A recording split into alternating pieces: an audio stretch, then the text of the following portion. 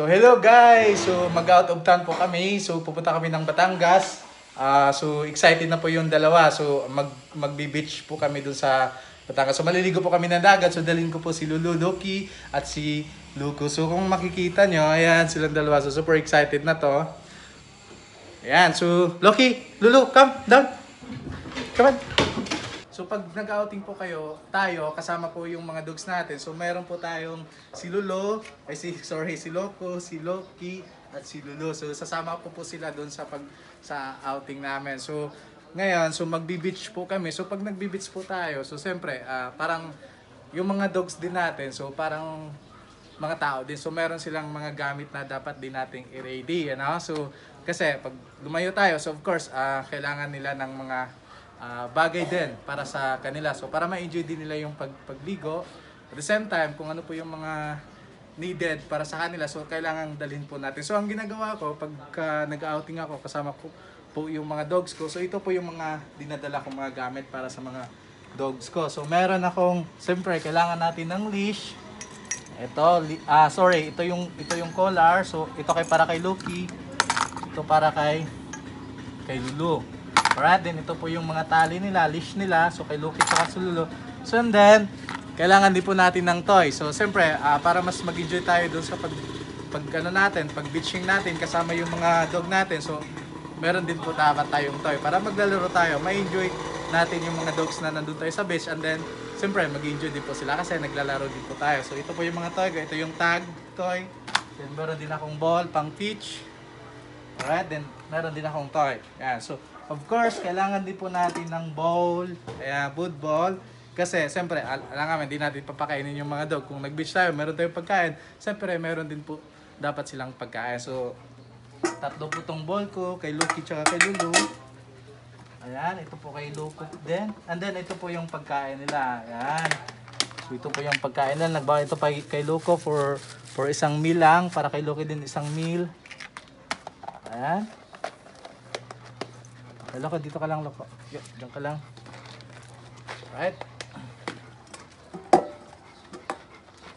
Yeah. So, and then, so of course, kailangan din natin ng plastic, ano? Kasi, pag halimbawa, nagpupo yung dog dun sa pinuntahan natin, so, ready din po dapat tayo na meron tayong pangpulot. Okay? Or pang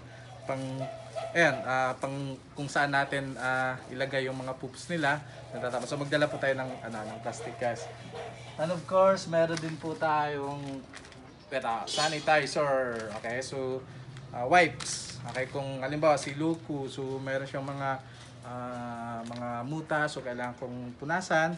And then siyempre, pag nagpupo sila, so kailangan din po nating linisan yung puwet nila.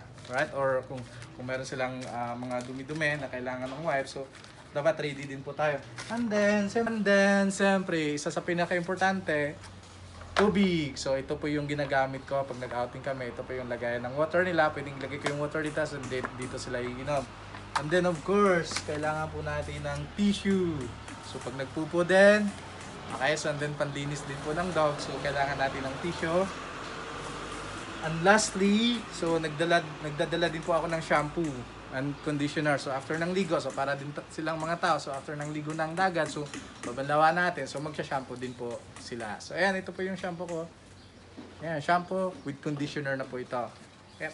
So of course, so kailangan din po natin ng towel. So pag naglalaway po yung dog, so kailangan po nating punasan. Then after po ng ligo nila, banlawan, so meron din po tayong malalaking towel para sa dogs. Siyempre, hindi lang tayo dapat ang may towel, pati din po dapat yung mga dogs. So, meron silang tag-isang towel.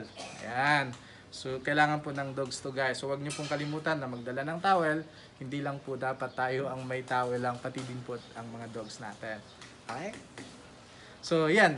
Sana mag-enjoy po yung tatlo doon sa beach. So excited ako doon sa magiging reaction nila doon sa outing namin. So sana hindi lang po akong nag-enjoy, so pati na din po yung mga aso natin. So yan, so pero kung nagbabiyahe din po tayo, so kailangan yung safety din, so nandun lagi. Right?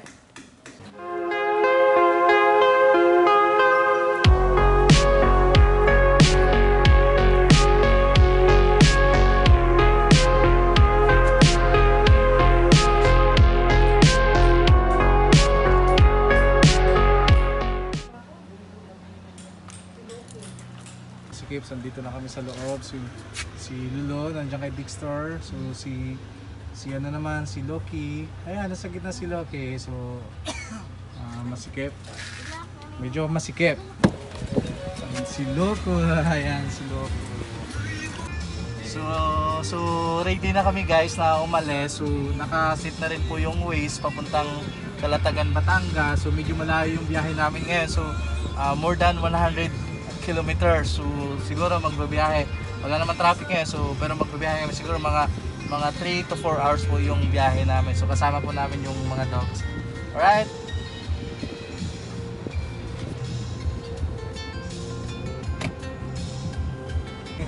Nandun yung safety namin, Lord. Kasi nakasa kami na, Lord. So, ayaw may isagis yung pagbiyahe, Lord. Tuloy yung pagbiyahe, Lord. Amen. Father, Son, Holy Spirit.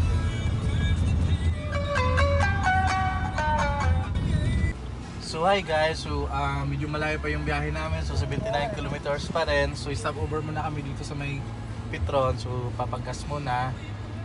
Pero si Loki, ayan, so naiinip na si Loki. Si Loco naman, sarap ng tulog ni Loco. Ayan, tulog siya kay tatay. Tatay, tay, camera, say hello. Tama man kay kuhan tayo na, sa kakamulitsing pa man. Sige. At ako? Nanay. Ate Lalo. Hello. Hello. Ate nga Dexter. Ay. So nandito pa lang kami sa may Tagaytay area. So super traffic talaga. So anong oras na kami makarating sa Batangas. Diba Loki? So ayan. So super traffic guys. So sana siguro paglagpas namin dito makalusot kami dito, so medyo maluwag na yung yung area. So yan, super traffic, dami sasakyan. Nandito na kami sa may Nasugbu, Batangas, pero medyo malayo pa rin. So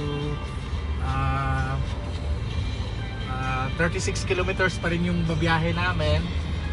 So medyo malayo pa guys. So sakto yung pagdating namin doon, hindi na masyadong mainit. So stop over muna kami dito sa Wahan. So yan, bumili kami ng barbecue. Ayan, so hindi po yun para sa dog, kundi para po sa tao, para sa human friend. Ayan po. Anong, sa Calatagan po to, di ba? Balibago po. Ay, Balibago na to? Okay, sige pa. So hirap po kaming maghanap talaga ng ng ma-check-inan namin kasi fully book na lahat eh. So ngayon, paikot-ikot kami dito sa may Calatagan kung saan po kami maka-check-in. So talagang madaming nagbabakasyon talaga. So galing kami ng Stelz, wala na daw bakante. So maghanap na naman kami, baka sa may dulo-dulo pa, baka mayroon. So ang nangyari, wala nang room. Okay, so open cottage na lang daw kami. So finally, napunta kami sa Mayroongko. Not sure kung meron po ba dito. Sana may bakante po. Papagod na kami. So ito yung room ko. So sana meron pang bakante dito. So sana may bakante po dito.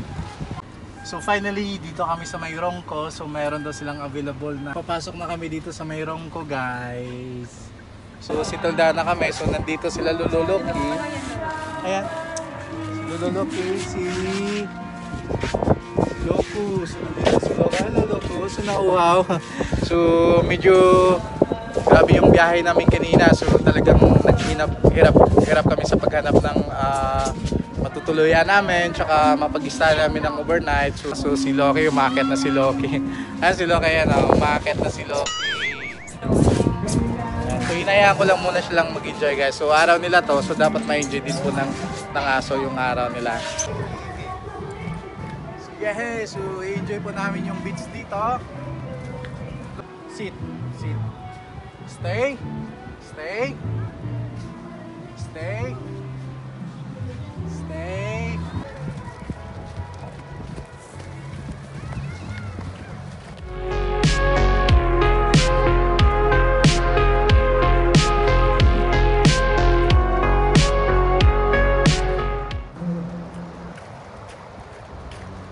So hello guys, so lumipat po kami dito sa may payag na gamay. So kasi doon kasi sa kanina, so cottage lang po 'yun. So walang kwarto. So dito kasi sa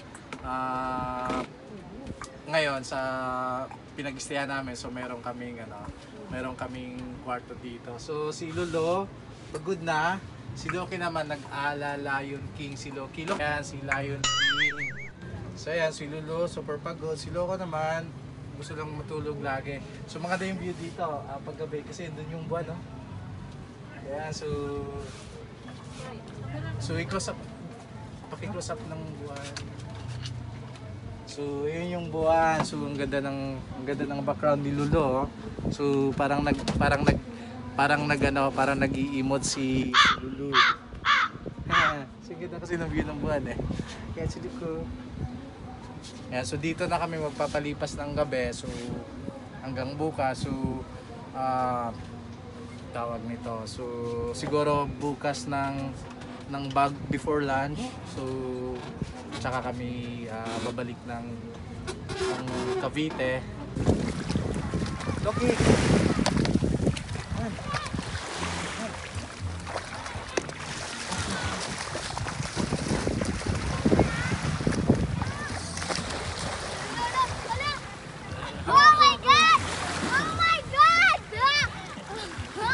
Talo ka sa aso.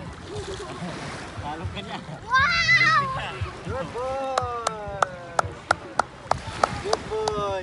Loco! Good boy! Loco, come on, come on! Good boy!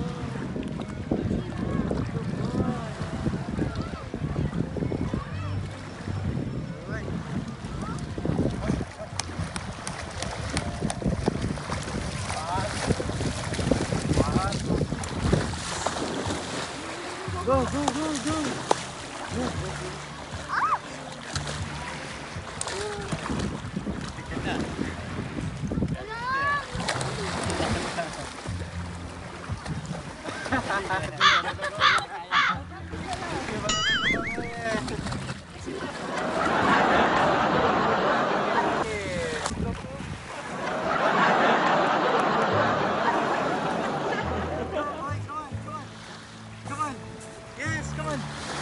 Come on! Loco! Si Loco.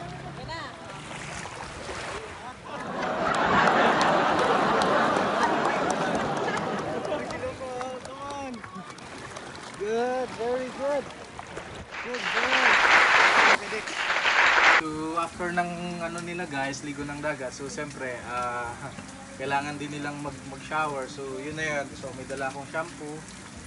So, yeah. So kailangan balawan din natin sila. Alright? So of course maalat po yung dagat. Alright. So yan, so si Loki naman uli po. So si Loki naman ang shampooan, si Lulu. Ayan. Si Loki shampooan, si Loki naman. Masaya pagkasama ang dog. Good, di ba? Sabi ni Loki, masaya daw pagkasama ang aso pag nag-outing tayo. So dapat hindi natin iiwanan. Tama ba, Loki? Hindi natin iiwanan ng dog, tama ba? Tama ba na hindi natin iwanan yung dog? Oh, tama sabi ni Loki. High five! Yes! Good boy! So guys, kung gusto nyong mag-enjoy na mag-outing, so isama natin ang mga aso natin. Kaya kung hindi pa po kayo nakapag-subscribe sa YouTube channel ko, so please subscribe po kayo, supportahan nyo po yung YouTube vlog ko about sa dogs natin. So hindi lang po sa mga funny videos, outing, at saka marami pa po. So meron tayong mga behavioral training and then mga tricks kung paano tuturo sa dogs. Alright, so thank you po sa inyong lahat. So pauwi na kami guys. So super nag-enjoy po kami talaga sa outing namin. So lalong lang, alam nyo kung sino yung pinaka nag-enjoy talaga, si Loki. Kung makita nyo yung video, di ba? So super nag-enjoy talaga si Loki. So sana sa sunod, so hindi naman dito sa Batangas, sa ibang area naman kami mag-outing. So bye-bye po.